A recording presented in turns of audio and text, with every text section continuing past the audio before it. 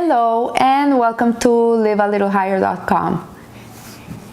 According to Halacha, a Jew is a Jew because a Jew is a Jew.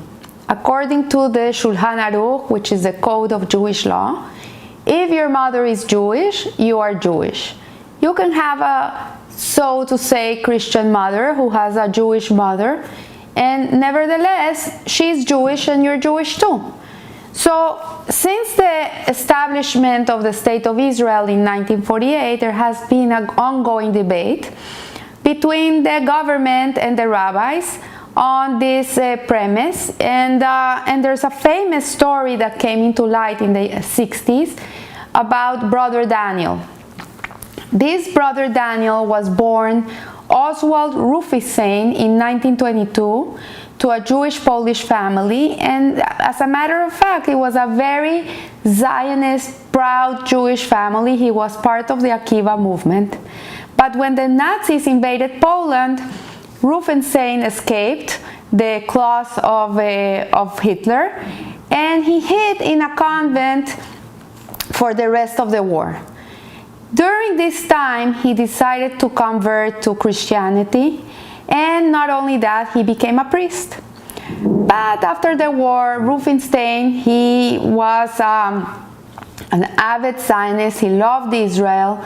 He had dreamt with living in the land of Israel all his life, and in the late 50s, he made his way to the land of Israel, the land of his dreams, fulfilling his long dream of his youth, and then he was reunited with his brother and friends who had survived the war.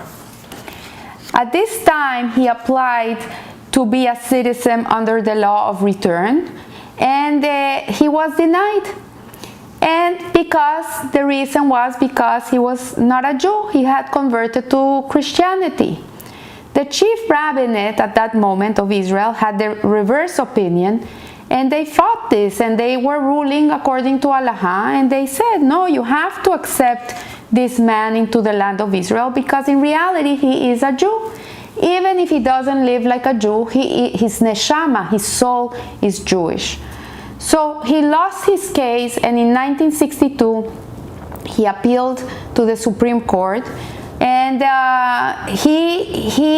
the decision of the Supreme Court was that converts to another religion lose the right of return, and they cannot make aliyah to the land of Israel. They can come and live in the land of Israel ask for a citizenship in another way, but they lose the right of return. This is one of the cases that have emerged from the horrors of the Holocaust. It's a very disheartening case because this person suffered a lot. He was a Holocaust survivor, and in a certain way it created a lot of discord between the Knesset and the Jewish court. So the Torah's view is that a Jew always remains a Jew no matter what. But in the Torah, in Pesach, we are commanded to keep the Korban Pesach. And God said to Moses and Aaron, this is the statute of the Passover sacrifice, the Korban Pesach. No strange one may partake of it. What is the Torah telling us? According to Halacha, a Jew is a Jew, a Jew is a Jew. There's no way he cannot be a Jew. And in the temple times, the Korban Pesach was the center of the Passover Seder. The Passover holiday, people would do a pilgrimage no matter where they lived to the temple, and they would bring their lambs with them, the whole family, and they would sacrifice, and they would eat this with matzah, and they would celebrate Pesach. So why is the Torah telling us that someone who renounces to his Jewish faith may not partake of this sacrifice? Why? If a Jew is always a Jew, what is not allowing him to come and partake of this sacrifice? It's more, a Jew is never prohibited from fulfilling a mitzvah no matter how grave a sin. A Jew can be the worst Jew in the world, but nevertheless, he can still put on tefillin, he can still eat kosher, he can pray 3 times a day, he can go to the synagogue Nobody can tell him you cannot live a Jewish life. So what is with this situation with the Korban Pesach, that it doesn't allow a Jew that renounces his faith to partake of this mitzvah? So a person, says the Talmud, who ate garlic and his breath smells, should he continue eating garlic so that his breath smells even worse? This is a question of the Talmud. And what the Talmud is demonstrating is that committing a sin is bad, but continuing to do another one makes things even worse. And it's more, Tehillim tells us, do good and run away from evil. This is the only way in which we can really change our ways. It's not only not doing good, not doing evil, we have to go and do good.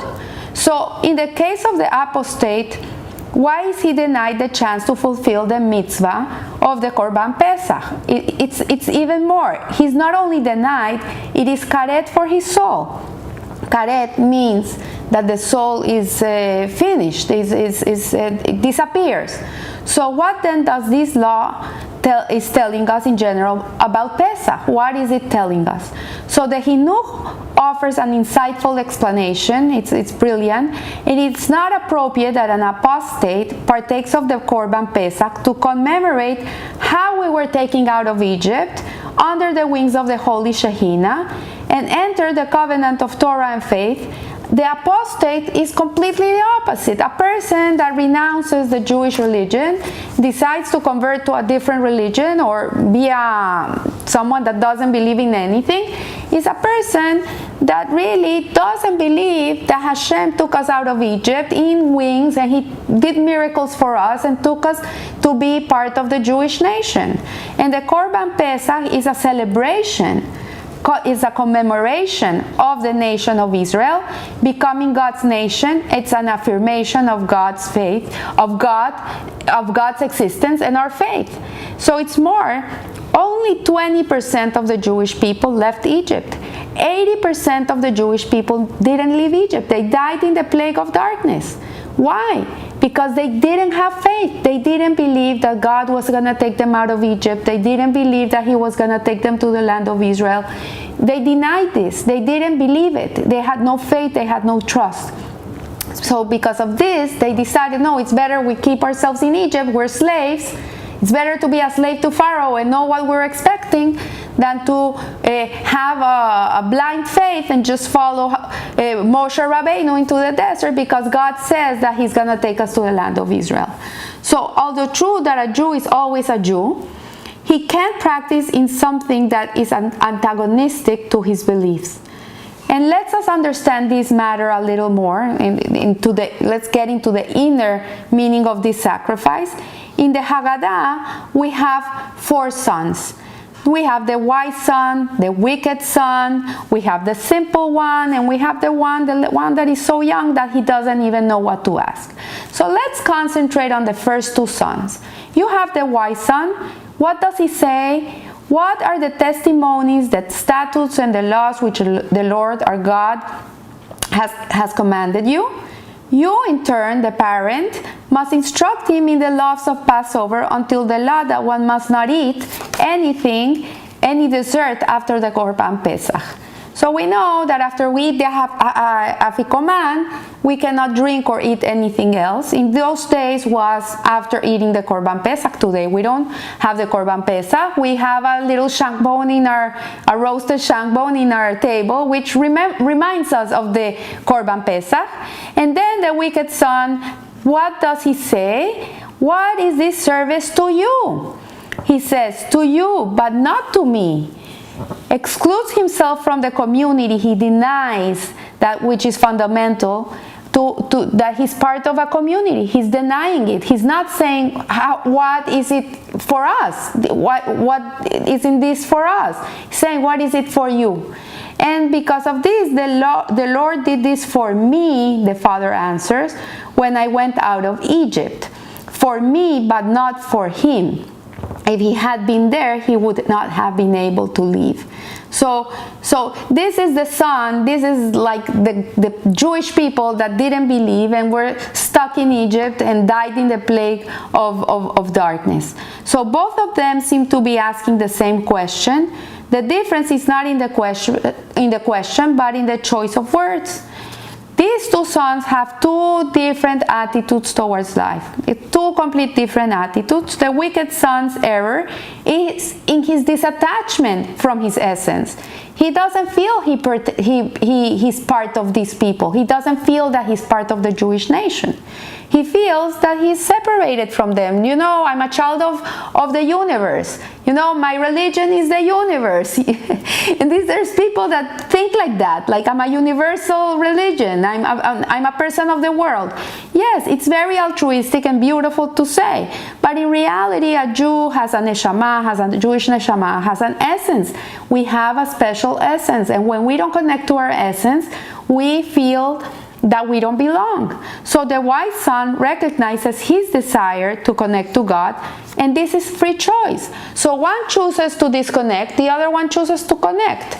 And the message of the Haggadah, which we transmit every year to our children, and this is why it's an ongoing thing for the last 3,500 years or more, in which parents and children and family and friends sit in a Seder table every year. We clean our houses, we get rid of hametz, we prepare the beautiful meal, we eat all the simanim in the Haggadah plate. We remember the brutal times of slavery. We eat maror, we eat bitter herbs. We relive the time of the Exodus, and we relive that time in which the Jewish people were slaves. We live it. We really go into it. So we give this to our children every year. It's not a history class. It's not meant to be a history lesson. It's a taste of what it means to be a Jew. A Jew is made out of many components, out of many different life experiences. Everything that a Jew has gone through from the beginning, since Abraham Avinu, has been a component in our DNA. So slavery is one of those big ingredients in our makeup. Slavery is what makes a Jew.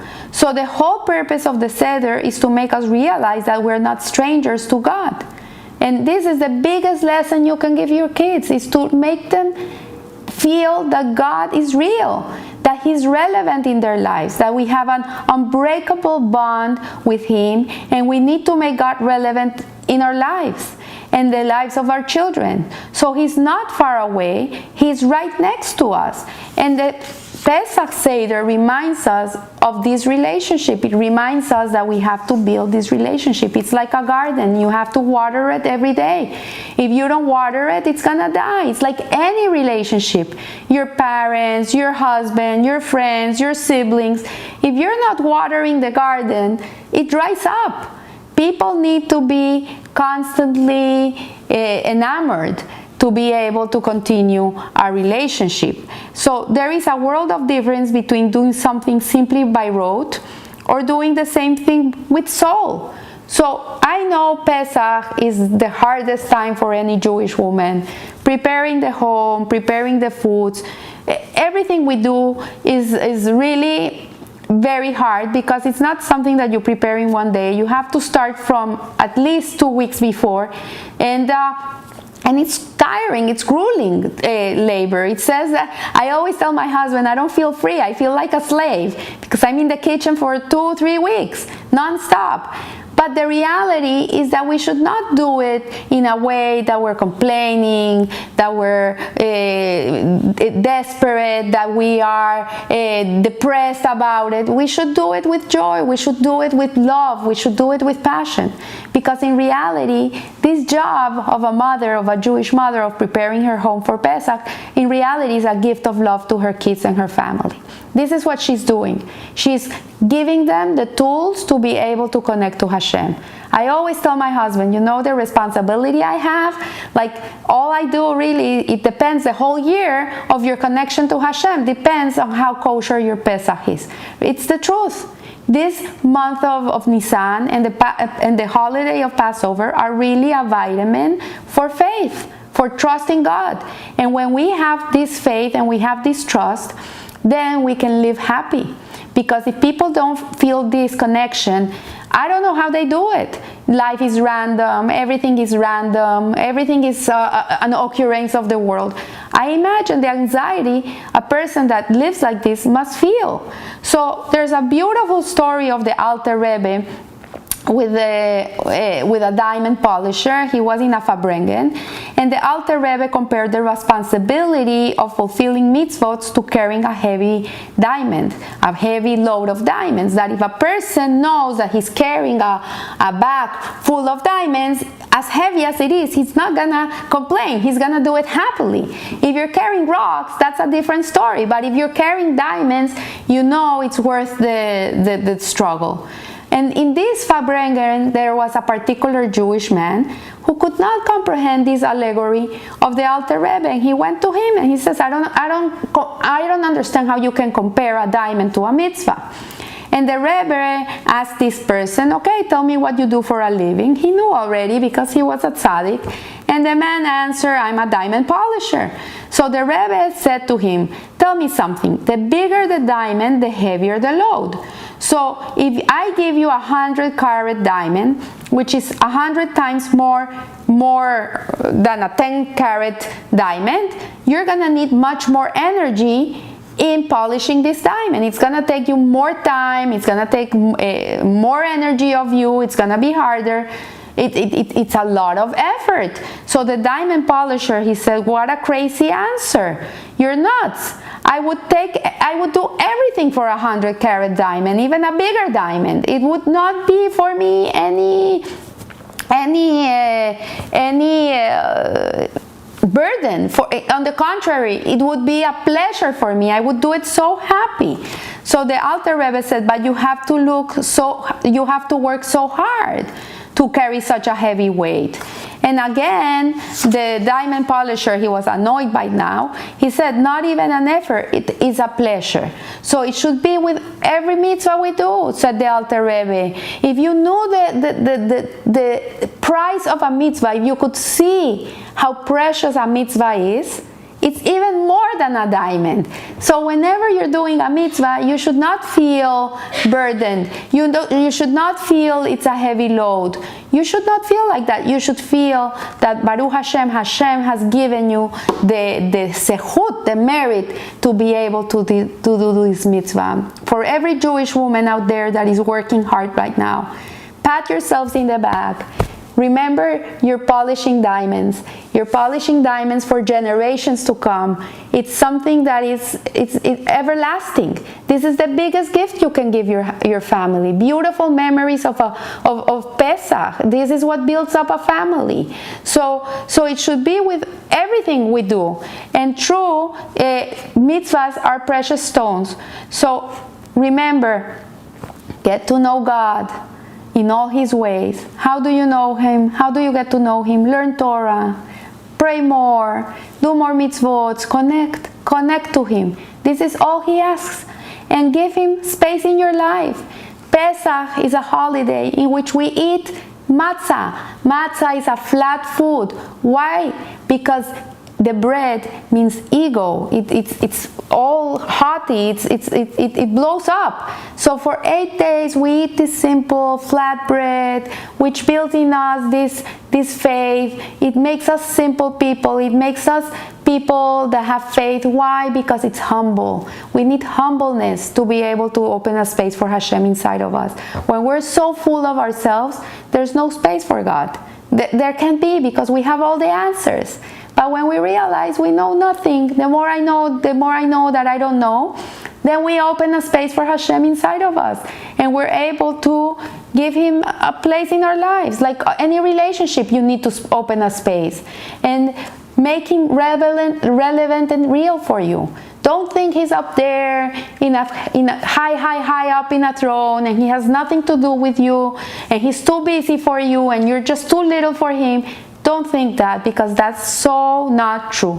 In reality, if God made you, it's because He cares about you, He loves you, and He needs you. And if you're in this world at this moment in time, it's because you have a special mission for you. So I want to wish you a Pesach kosher v'sameach, should be with a lot of joy, should be beautiful and healthy. And I'll see you after Pesach. And remember, live a little higher. Thank you.